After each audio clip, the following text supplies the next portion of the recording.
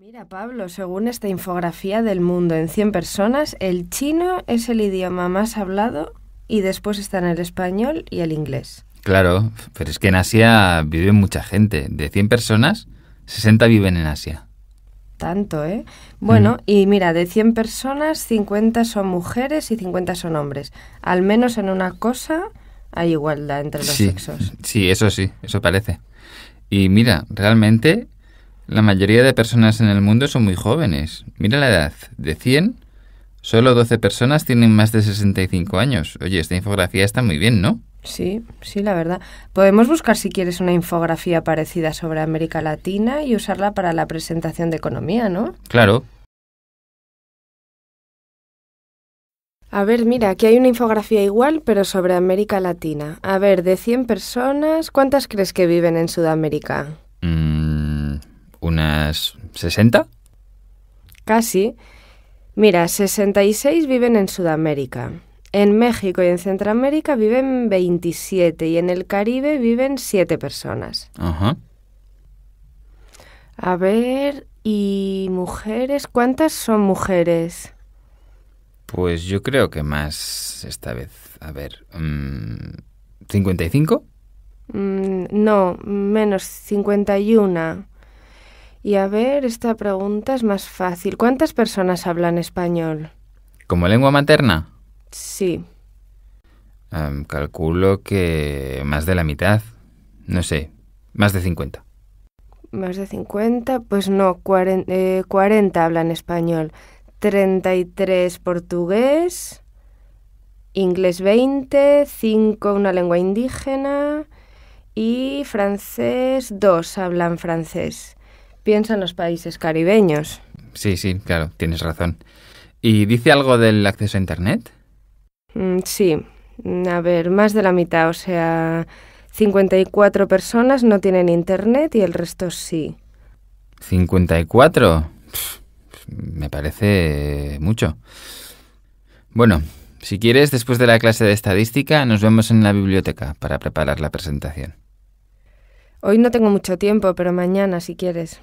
Bueno, vale, pues nos vemos mañana entonces. ¿Sí? Hola, me llamo Patricia. ¿Eres Ludovic? Sí, soy yo. Oye, es que tú buscas un tándem y yo ya hablo muy bien francés porque estudio traducción, pero quiero hacer contactos porque me voy de au pair a París el próximo año.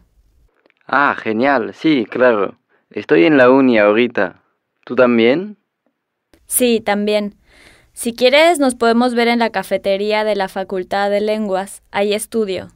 Ok, en media hora. Perfecto. Nos vemos en un rato. Adiós. Hasta pronto. Hola, Meilin. Me llamo José Antonio. Soy estudiante de Comercio Exterior, también de la Facultad de Economía, y te llamo por el intercambio. Me interesa porque voy a ir a trabajar a Shanghái en 3 meses. Te dejo mi correo por si te interesa. Es joseperez@smile.com. Mi número es este, el 555-9247-320. Bueno, saludos. Bueno. Hola, ¿Gaby? Sí, ¿quién habla? Hola, me llamo Emilio. Te llamo por tu anuncio del tándem. Ah, sí, qué bien. Sí, es que estudio ingeniería aquí en México y voy a irme de intercambio a Múnich el próximo semestre. Por eso te llamo. Necesito aprender alemán muy rápido. Ok, estoy en la biblioteca. ¿Te podré llamar más tarde y nos ponemos de acuerdo para tomar algo? Sí, claro. Ok, bye. Hola, yo me llamo Esteban. Estudio aquí en la Universidad de Salamanca.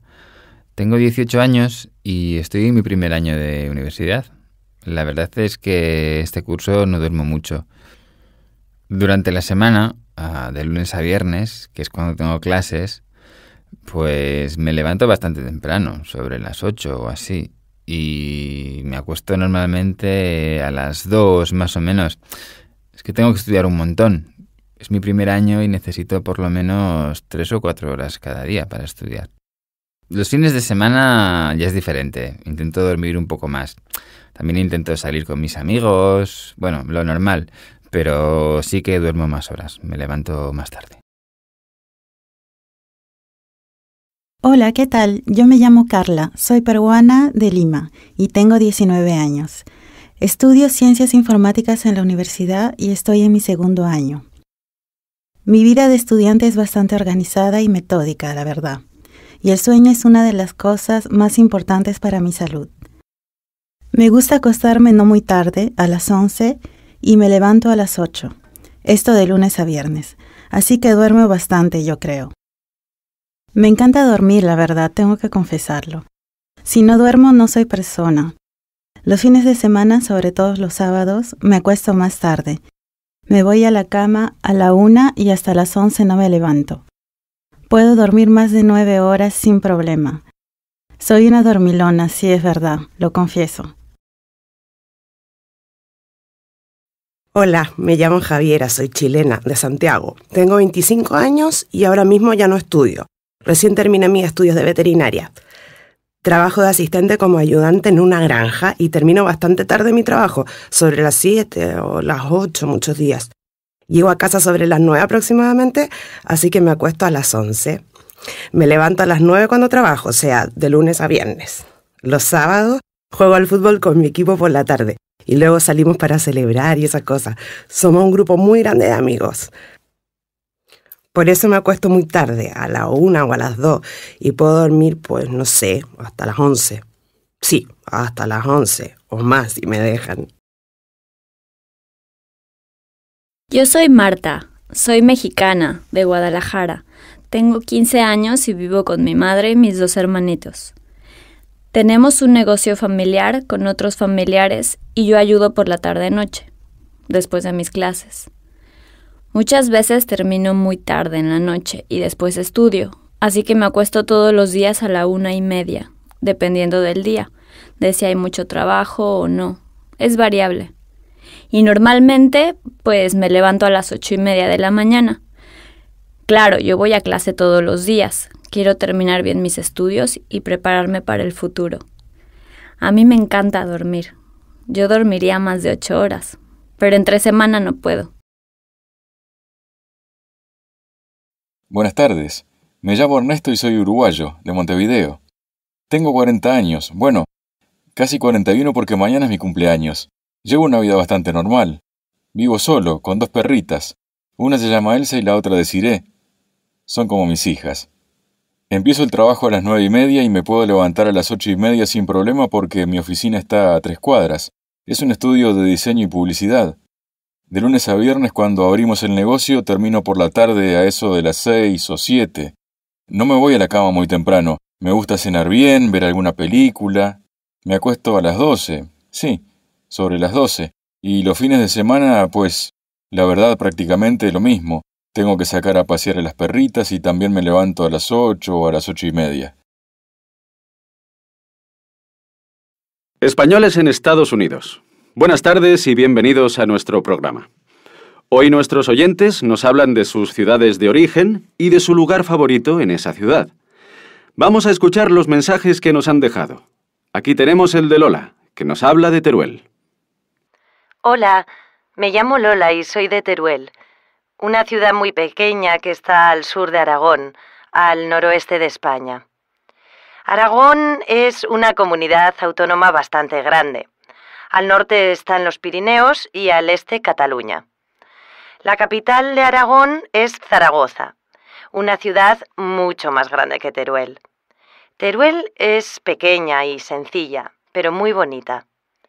La verdad es que no hay mucho que hacer, pero creo que vale la pena visitarla. Lo que más me gusta de Teruel son las torres de estilo mudéjar, como la torre de la catedral, la de la iglesia de San Pedro, la torre de la iglesia de San Martín o la de la iglesia del Salvador. Son monumentos patrimonio de la humanidad. El estilo mudéjar de Aragón, de los siglos XIII, XIV y XV, es muy característico por su especial decoración. Es distinto del estilo gótico clásico porque usa elementos de la construcción cristiana y también de la construcción hispano-musulmana. Es una arquitectura muy especial, con formas y colores originales. Muy alegre, en mi opinión. Y ahora vamos a escuchar el mensaje de Geray, un canario afincado en Nueva York desde hace 9 años. Hola, yo me llamo Geray y soy canario, de Fuerteventura. Una ciudad de Canarias que me encanta es La Laguna. El nombre completo es San Cristóbal de la Laguna. Es una ciudad preciosa que está al noreste de Tenerife. Tenerife es una de las 7 islas que hay en Canarias. La Laguna es la tercera ciudad más importante de las islas después de Las Palmas y Santa Cruz de Tenerife. Su centro histórico, de estilo colonial, es patrimonio de la humanidad y es muy bonito. A mí me encantan sus calles, llenas de historia, de colores, de arte. Es mi lugar preferido de Canarias, sin duda. En el centro histórico de La Laguna hay muchos monumentos bonitos. La catedral, conventos, iglesias, como la iglesia matriz de la Concepción. Los palacios de Nava y Salazar.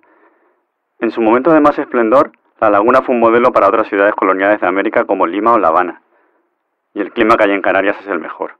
Lo echo de menos. Como en Costa Rica he conocido mucha gente diferente, ahora ya no me siento nervioso si tengo que hablar con gente que no conozco. Para mí estos meses han sido muy positivos. Me he sentido muy bien. La experiencia ha sido fantástica. Me he enamorado del país. Seguro que vuelvo. México me ha gustado muchísimo. Me he sentido muy libre lejos de la rutina y por eso ahora no tengo ganas de volver a casa. Ahora sé lo que significa trabajar 40 horas a la semana. He estado bastante estresado durante estos meses. Me gusta más la vida de estudiante. Hola, soy Malena, de Buenos Aires. Me parece muy bueno tu plan. Tengo muchísimas ganas de ir por fin a Europa y sobre todo a Roma. Es mi sueño. Soy profesora de arte y me gusta mucho la arquitectura y visitar museos. Tengo 10 días libres y necesito un viaje urgentemente porque me acabo de separar. Y estoy un poco deprimida y me dan ganas de salir por la noche, conocer chicos lindos y comer pizza. Mucha pizza. ¿Qué tal, Mercedes? Sí, me interesa mucho tu propuesta. Tengo ganas de ir de compras por Europa, así que podemos ir donde tú quieras, porque hay tiendas estupendas en todas las grandes ciudades. Eso sí, me gusta ir a hoteles buenos, ya no tengo edad de ir con mochila por ahí. Ir en grupo pequeño y solo con mujeres me parece buena idea. No tengo ganas de adaptarme a mucha gente. Ah, soy Laura, soy española, pero vivo también en Montevideo. Hola, Mercedes. Estoy buscando una escapada entre Navidad y Año Nuevo. Tengo una semana libre y ganas de hacer algo distinto. Me llamo Eva, soy de Valencia y me gustaría unirme a vuestro viaje desde España. Me gusta lo de pasarla bien y visitar una ciudad en bici me parece muy buena idea. Espero que no haga mucho frío, pero lo que más me apetece es charlar con un grupo simpático y desconectar del trabajo. ¿Me llamas? Mercedes, te habla Silvia. Soy mexicana y vivo en España, en Madrid. Me encanta la idea de viajar en Navidad. No lo hice nunca. Te cuento un poco cómo soy. No me gustan los viajes organizados por una agencia. Prefiero algo más de libertad. No tener un plan fijo. Por ejemplo, rentar un departamento. Me gustaría visitar solo una ciudad. Trabajo mucho y el viaje es para descansar. Durante el día prefiero estar más tranquila y luego salir por la noche. Me encantan las fiestas y normalmente no tengo mucho tiempo para salir. Hablamos. Virginia, tú antes vivías en Barcelona, ¿no? Sí, yo vivía en Barcelona. Era educadora social y estaba en paro. Y ahora, desde hace un año, vivo en Gaza, en Palestina. Sí, eso me han dicho. Y trabajas en una ONG, ¿no? Sí, trabajo con niños que sufren diferentes tipos de violencia, dando apoyo psicológico y eso. Ah, qué guay, ¿no? Pero qué duro también. ¿Cómo se llama la ONG? Save the Children. Es una ONG para la protección infantil. Ajá. ¿Y qué tal la vida allí? ¿Te gusta? Sí, estoy encantada. Pero bueno, la vida diaria no es nada fácil. Ya, me imagino. Por las circunstancias de la vida de la gente, ¿no? Sí, es que nos implicamos mucho en el proceso de recuperación de niños que sufren pérdidas muy graves. Vaya cambio de vida. Bueno, sí, bastante, la verdad. En Gaza no hago muchas de las cosas que hacía. Ya no voy al cine ni a tomar cañas. Ya, vaya. Pero bueno, todavía salgo a correr por las mañanas y tengo un grupo de amigos muy buena gente. Organizamos cenas, nos lo pasamos bien. Lo más duro es estar lejos de mi novio, que vive en Barcelona. Uf, claro, eso debe ser duro, ¿no? Sí, un poco. Pero por suerte entiende mi trabajo y apoya mi decisión de estar aquí. Oye, Eduardo, parece que has hecho un cambio radical de vida, ¿no? Pues sí, bastante radical, sí. Mira, imagínate, antes vivíamos en Madrid y trabajábamos en una multinacional, y ahora vivimos en Estados Unidos en una casa sostenible, basada en el autoabastecimiento. Ya, pero cuéntame cómo ha sido. ¿Y ahora entonces no trabajáis? No, claro que trabajamos, pero es diferente. Mira, te cuento. Mi mujer Almudena y yo éramos ingenieros agrónomos y trabajábamos en una multinacional de productos de alimentación. No sé si lo sabías. Sí, y que vivíais en un barrio a las afueras de Madrid, ¿no? Sí, eso es, en Alcobendas. ¿Y no os gustaba el trabajo o es que teníais ganas de cambiar de vida? Bueno, el trabajo nos gustaba, sí, pero es que trabajábamos muchas horas. Nos pasábamos el día en el coche y no disfrutábamos de nada. Los fines de semana estábamos tan cansados que casi no queríamos salir de casa. Ya, ¿y entonces?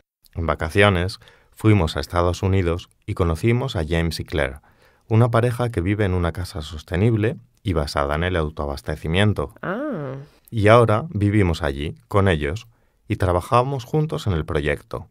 O sea, que trabajamos mucho, pero somos muy felices y ayudamos a conservar el planeta. Ya, que trabajáis para vivir. Sí, exacto. Nunca mejor dicho. ¿Y conseguís producir todo lo que necesitáis para vivir?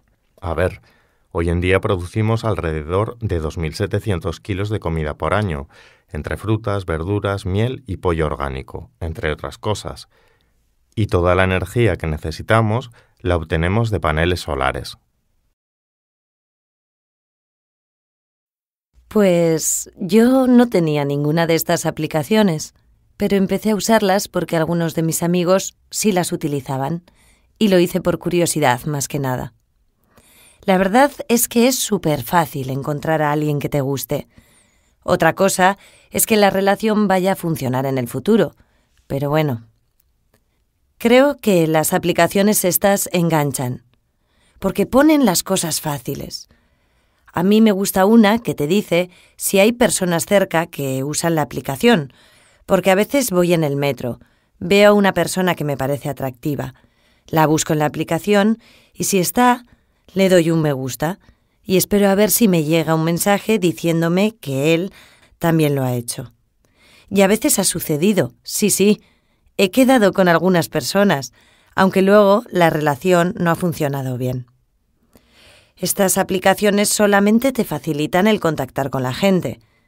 Y si luego encuentras a alguien con quien estás a gusto y al final te enamoras, el amor es el mismo. Da igual si a esta persona la has conocido a través de una aplicación móvil, en una discoteca o en un curso de cocina. Yo pienso que la mayoría de estas páginas son frívolas. Los primeros contactos, la mayoría de las veces, se basan en el físico.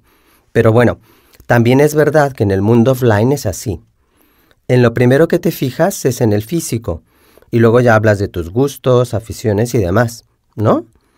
Nadie se enamora de una persona que nunca ha visto porque le gusta la misma música que a él o a ella. ¿O sí? No sé. Bueno, pero la verdad es que yo conozco alguna de estas páginas web o aplicaciones y ayudan bastante a la hora de empezar una relación. No partes de cero, ya que sabes algo más de esa persona, pero no hay ninguna que me termine de gustar. Hay una especialmente que no me gusta nada. Es esa en la que las mujeres nos meten en una cesta como si fuéramos productos de mercado. Yo me registré una vez. Pagué y pasaban los días y nadie me metía en su cesta. Me sentía como un idiota, la verdad. Así es que me di de baja. Te digo la verdad, comencé a usar esta aplicación por curiosidad y luego como un juego.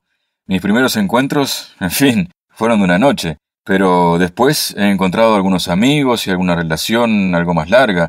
Al principio cuesta encontrar a gente con tus mismos gustos, pero es que también en la vida real cuesta ganarte una chica. Y por lo menos aquí me siento menos ridículo cuando me rechazan. También dicen que es una manera de conocer gente un poco frívola, porque se basa en el físico sobre todo, pero en la vida real también es así, ¿no? Vamos a ser sinceros. Yo creo que podés encontrar el amor de tu vida. De hecho, yo lo he encontrado porque hace 6 meses conocí a mi pareja gracias a esta aplicación. Conectamos enseguida, nos vimos una vez, una segunda vez y nos casamos el año pasado. Oye, Inés, ¿y tú? ¿Cómo conociste a Alberto? Pues es una historia muy romántica. Cuenta, cuenta. Pues mira, resulta que de pequeños, en el pueblo, íbamos juntos a la escuela. No me digas. ¡Qué fuerte!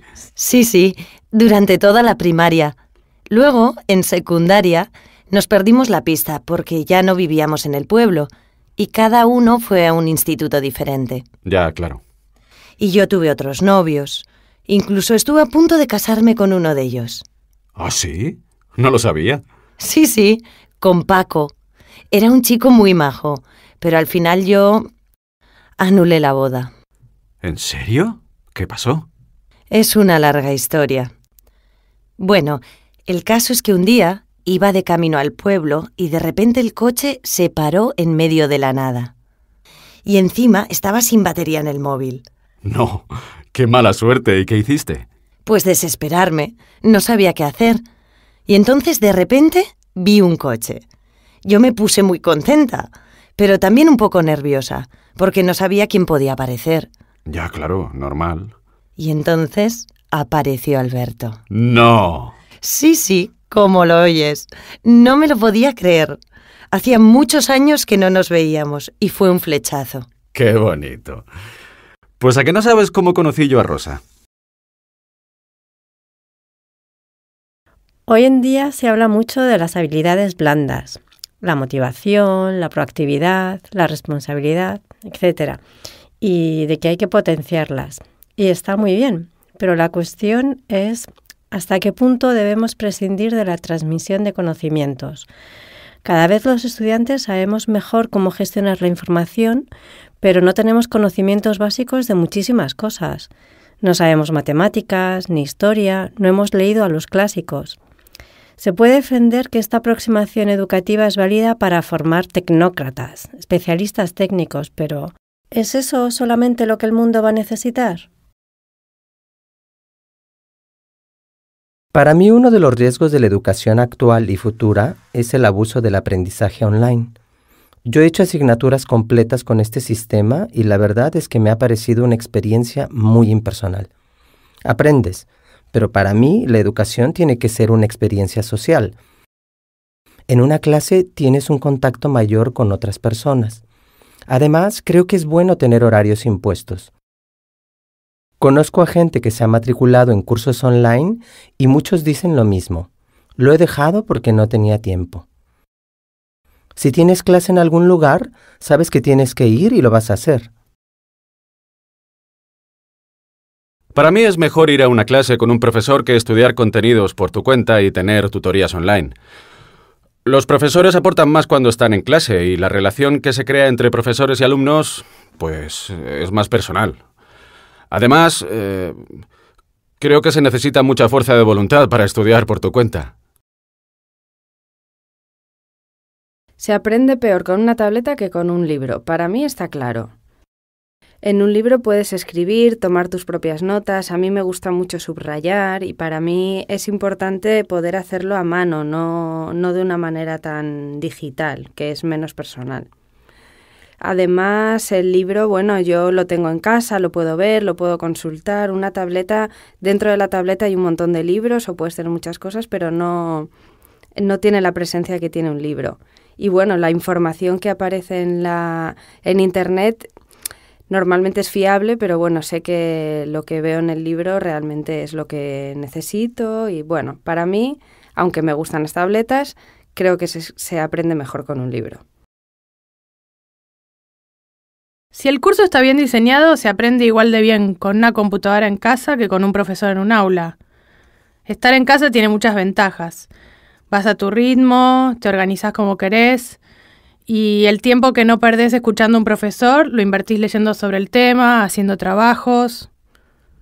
Además, a mí me resulta más fácil hacerle preguntas al profesor por mail que en clase. Las pizarras digitales no son mejores que las de toda la vida, las de tiza y borrador. Quizás permiten agilizar las cosas porque el profe puede proyectar el libro y subrayar alguna frase sin tener que escribirla.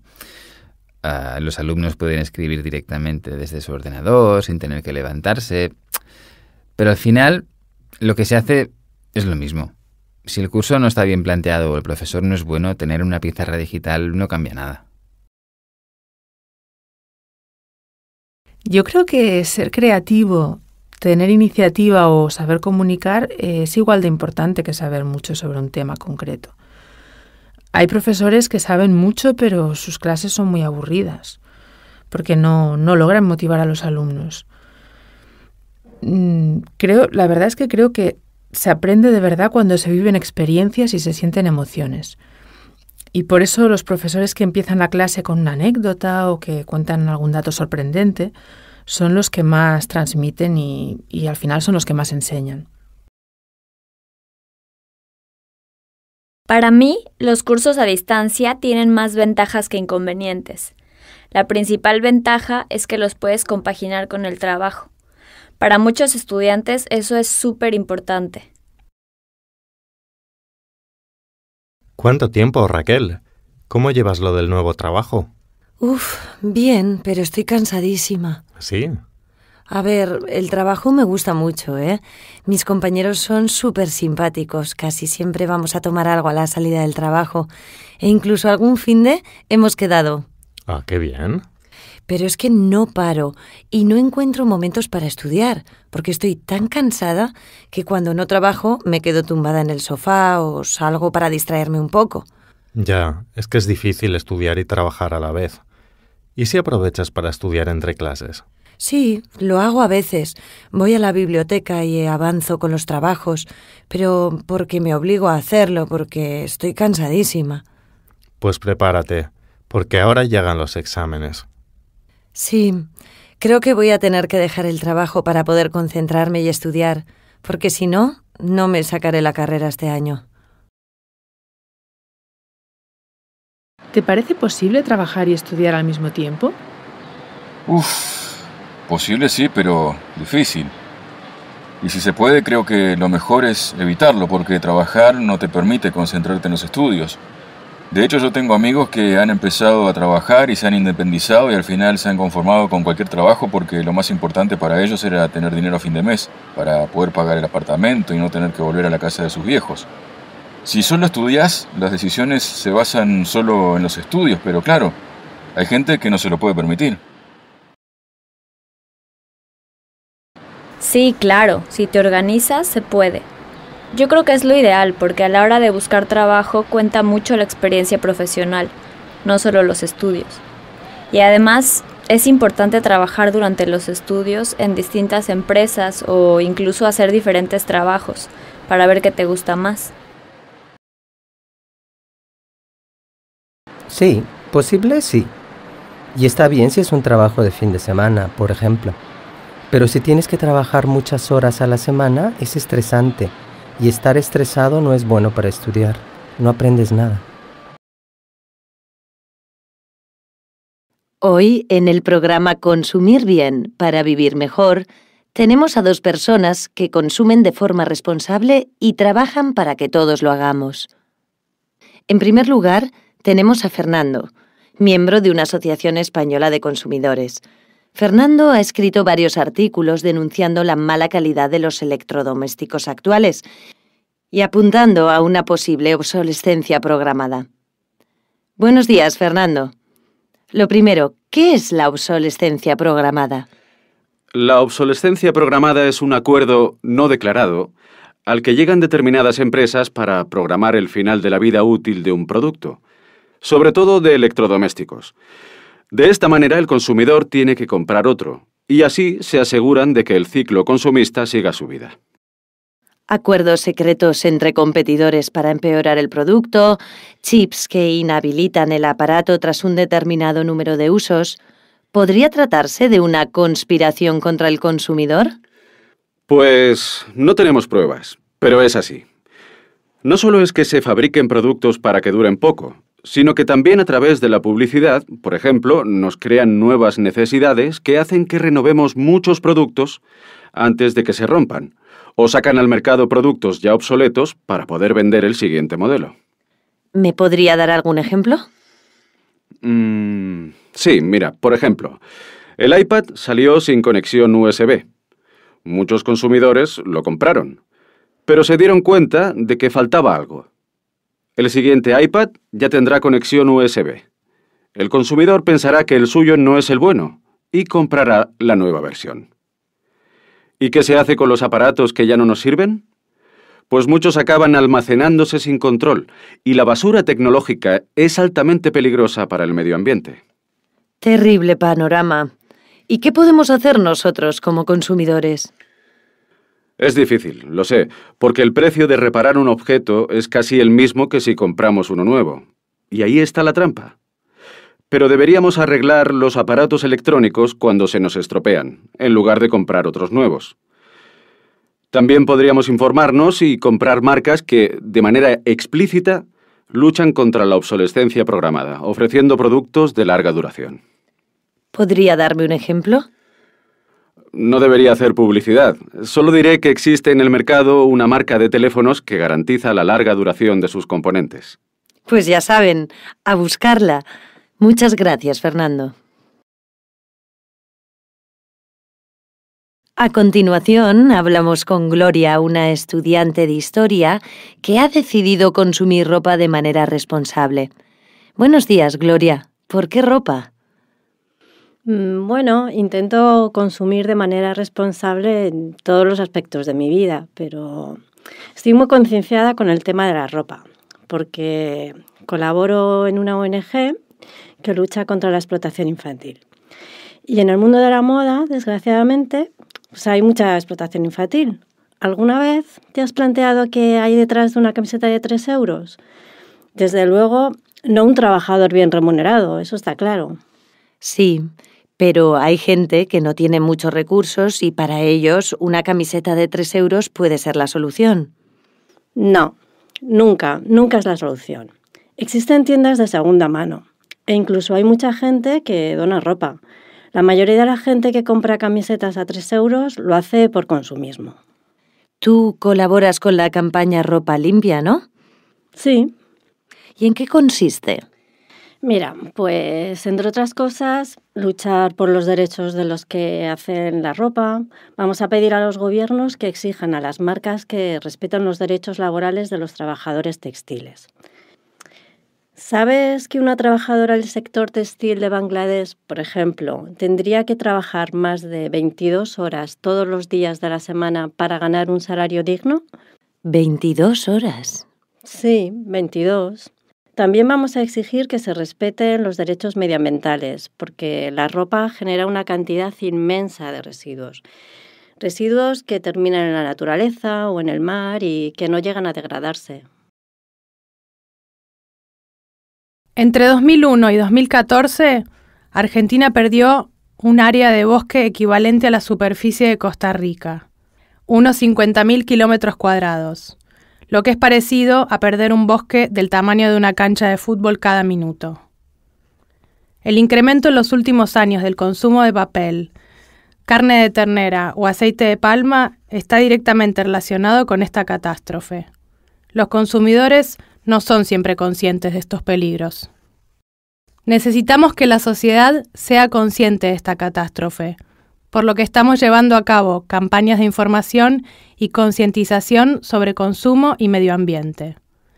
Pero no es suficiente con esto. los gobiernos tienen que actuar de manera más contundente.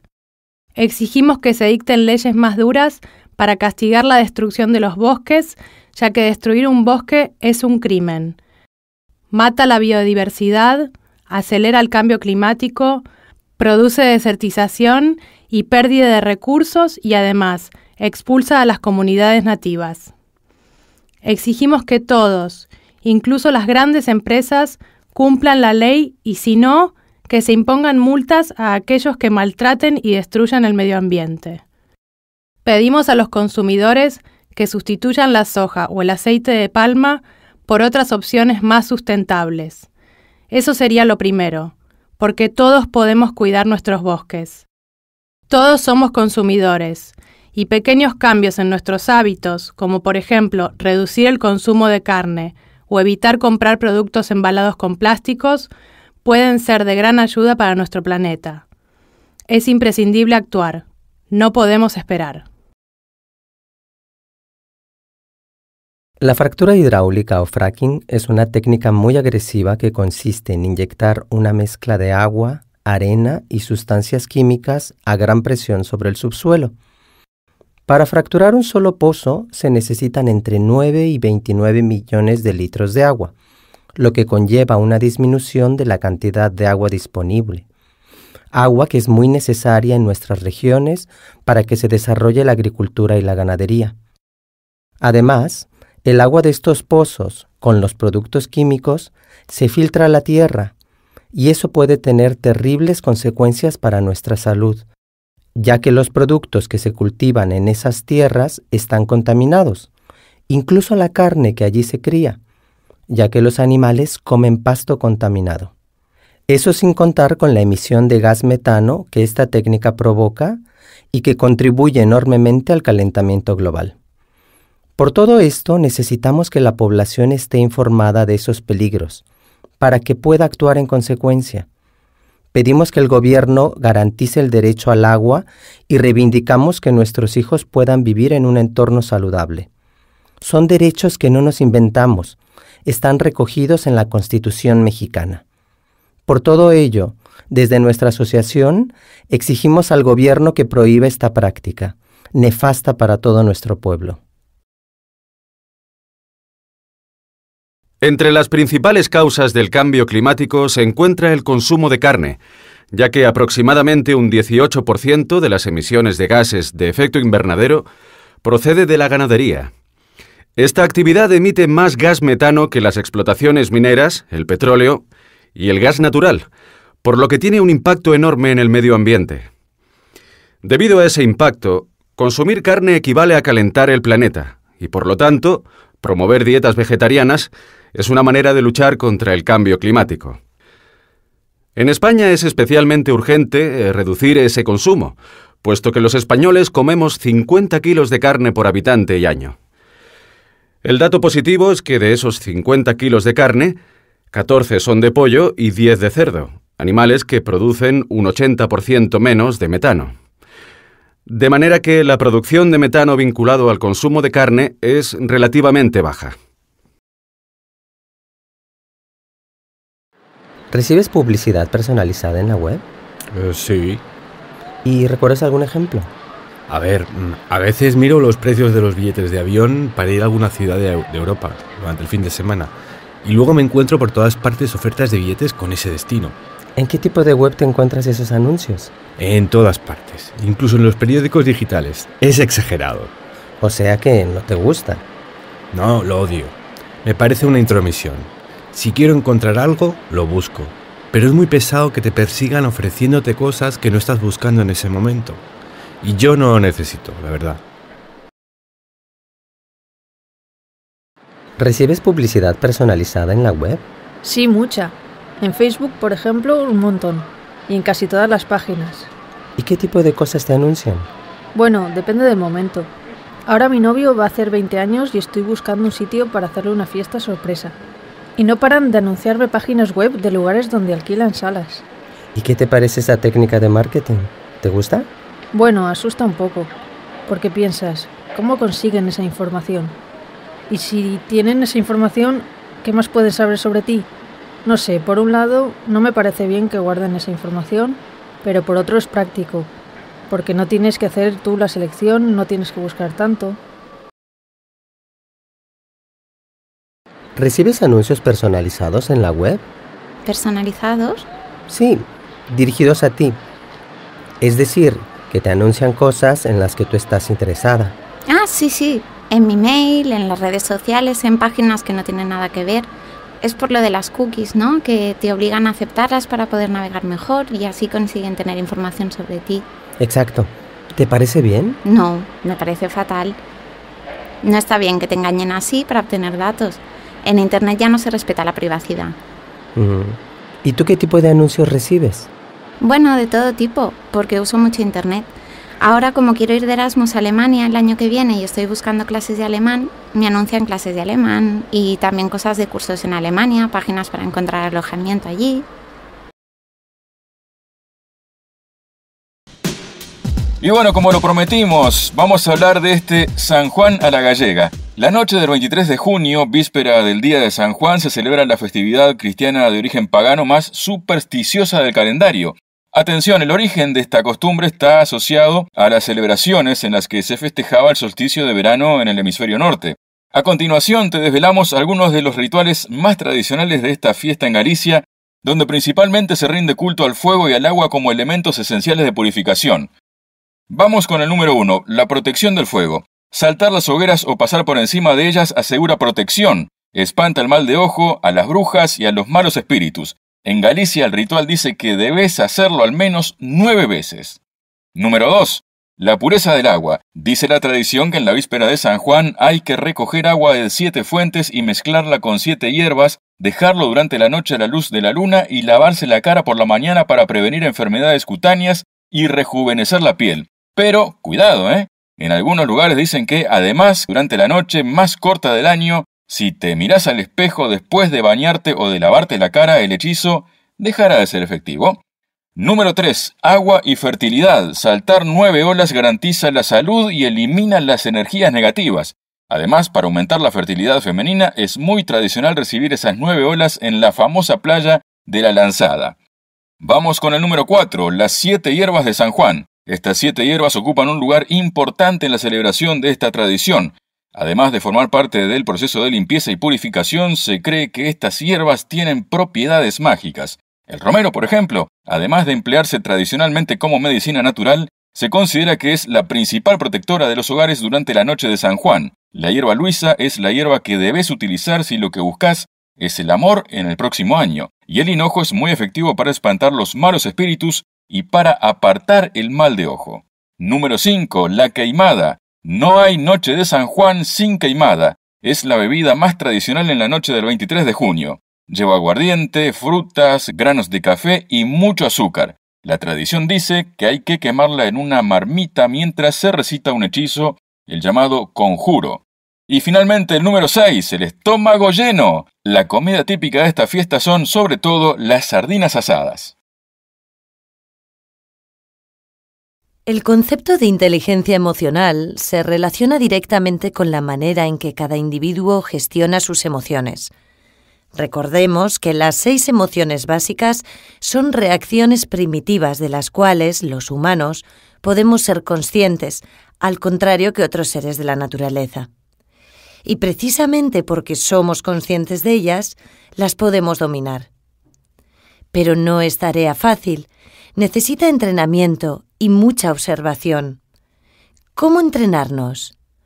Pues documentándonos, explorando y conociendo el origen de nuestras emociones. En primer lugar, tenemos que recordar que todas las reacciones emocionales, sin excepción, tienen una función y nos han servido a los humanos para adaptarnos y evolucionar. El miedo, por ejemplo, nos ayuda a protegernos del peligro, nos mantiene alerta. La sorpresa nos mantiene despiertos y nos orienta en nuevas situaciones. El asco, el rechazo, también nos avisan de nuevas situaciones, nos informan de posibles riesgos. La ira o el enfado sirven para defendernos, nos hacen fuertes. La tristeza también es necesaria, ya que nos obliga a la reintegración personal. Y finalmente, la alegría, la emoción que menos trabajamos, es la que nos mantiene activos y vivos. Reflexionar sobre estos 6 niveles, miedo, sorpresa, asco, ira, tristeza y alegría, y así controlarlos, significa tomar conciencia de nuestras emociones. Se dice que una persona tiene una gran inteligencia emocional cuando comprende los sentimientos de los demás, acepta sus frustraciones, sabe o intenta trabajar en equipo y convive en general con el mundo buscando la armonía. Quien esté familiarizado con la teoría de las inteligencias múltiples habrá relacionado inmediatamente la inteligencia emocional con la inteligencia intrapersonal e interpersonal. Las palabras clave para entender y entendernos a nosotros mismos son autoconciencia, control, motivación, empatía y habilidades sociales. Os voy a hablar de la Nevera Solidaria, una iniciativa de consumo responsable para luchar contra el despilfarro de alimentos. Primero os explicaré en qué consiste la iniciativa, luego os presentaré la red de neveras solidarias en España y, finalmente, hablaré del problema del desperdicio de alimentos y de otras iniciativas para evitar el despilfarro. Esto que veis aquí es una nevera solidaria. Esta concretamente está en la ciudad de Toledo, en España. Es una nevera que puede usar cualquier persona, tanto para dejar alimentos que le sobran en su casa y que no se va a comer, como para coger alimentos. El objetivo de la iniciativa es evitar que se despilfarren los alimentos y ayudar a los más necesitados. La idea nació en Berlín en 2014 y llegó a España en 2015. La primera nevera callejera se instaló en el País Vasco, en la localidad de Galdacao. Aquí la tenéis. Ahora ya existe una red de 13 neveras solidarias en España y funciona. Para que os hagáis una idea, el precursor de las neveras solidarias en España, Álvaro Saiz, dice que durante el primer mes de la iniciativa se aprovecharon unos 200 kilos de comida que se habrían tirado. Porque no solo llenan las neveras los particulares, sino también los supermercados o restaurantes. 1/3 de los alimentos que se producen en el mundo acaban en la basura. En España los hogares tiran a la basura 1.325 millones de kilos de comida cada año, según los datos oficiales del Ministerio de Agricultura y Alimentación. Los supermercados y restaurantes tiran muchos alimentos porque no son bonitos. Eso ocurre con muchas frutas y verduras, o porque están caducados. Pero esa comida no está mala y se puede aprovechar. En los últimos años se están llevando a cabo diversas iniciativas para reducir el desperdicio de alimentos. Una de las más divertidas es la llamada Discosopa. Seguramente habréis oído hablar de ella. La iniciativa surgió también en Alemania y ha tenido mucho éxito en Europa, especialmente en Francia. ¿Qué es una discosopa? Pues es una fiesta en la que los participantes cocinan y luego comen sopas y ensaladas con los excedentes de los restaurantes. Y, por supuesto, no falta un DJ para animar la fiesta. Otra iniciativa a la que se han apuntado muchas tiendas y restaurantes es reducir el precio de los alimentos que, por diversos motivos, ya no se van a vender. Incluso hay aplicaciones móviles para informar a los clientes sobre los lugares en los que hay descuentos. En Francia, la cadena de supermercados Intermarché tuvo un gran éxito con la campaña publicitaria Frutas y verduras feas, que se vendían un 30% más baratas. En fin, cada vez es más urgente luchar contra el despilfarro. La nevera solidaria es un proyecto interesante, pero de momento aún sabe a poco. Debería ampliarse la red de neveras para que hubiera varias por barrio. Y debería hacerse mucha más publicidad sobre esta iniciativa, tan desconocida para la mayoría de la gente. Cada vez hay más iniciativas para reducir el desperdicio de alimentos. Por ejemplo, la llamada Discosopa, que nació en Alemania y que ha tenido mucho éxito en Europa, especialmente en Francia. Aquí tenéis una foto de Discosopa, ¿veis? Vemos a los participantes cortando frutas y verduras que han sobrado en restaurantes y supermercados y pasándoselo muy bien. Es una iniciativa muy divertida e interesante. También una cadena de supermercados francesa, Intermarché, lanzó una campaña muy divertida que tuvo mucha repercusión. Frutas y verduras feas, se llamaba. Vendían frutas y verduras con mal aspecto por un 30% menos. Y hay aplicaciones con las que se puede buscar restaurantes o supermercados que venden los alimentos feos o prácticamente caducados por un precio inferior. La nevera solidaria es un proyecto que nació también en Alemania, en Berlín, y que llegó a España en 2015. Álvaro Saiz fue el precursor de esta iniciativa en España. Instaló la primera nevera solidaria en la localidad de Galdacao, en el País Vasco. Dice que llevaba mucho tiempo con la idea de montar un frigorífico en la calle para no desperdiciar comida, porque lo de los supermercados es vergonzoso. Había días en mi localidad que veíamos a gente sacando de los cubones pescados que eran la mitad de grandes que yo. También calcula que durante el primer mes de la iniciativa se aprovecharon unos 200 kilos de comida que se habrían tirado. Ahora hay ya 13 neveras solidarias en España. La primera nevera, se inauguró en Galdacao el 29 de mayo del 2015. La segunda, también en Galdacao, el 21 de julio de ese mismo año. En noviembre de 2015 se inauguraron las neveras solidarias de Vitoria-Gasteiz y de Toledo. A principios de 2016 se inauguraron 2 neveras más en el País Vasco, una en un campus universitario, el campus de Vizcaya de la Universidad del País Vasco, la otra en Guipúzcoa, Donostia. Las siguieron las neveras solidarias de Valencia, Guipúzcoa, Donostia, la segunda en esa ciudad, y Zaragoza. Las últimas se han inaugurado a finales de 2016 en Plencia, Santiago de Compostela, Barcelona y Madrid. 1/3 de los alimentos que se producen en el mundo acaban en la basura. En España, los hogares tiran a la basura 1.325 millones de kilos de comida cada año, según los datos oficiales del Ministerio de Agricultura y Alimentación. Estas iniciativas pueden ayudar a reducir el despilfarro. La nevera solidaria es un proyecto interesante, pero de momento aún sabe a poco. Debería ampliarse la red de neveras para que hubiera varias por barrio.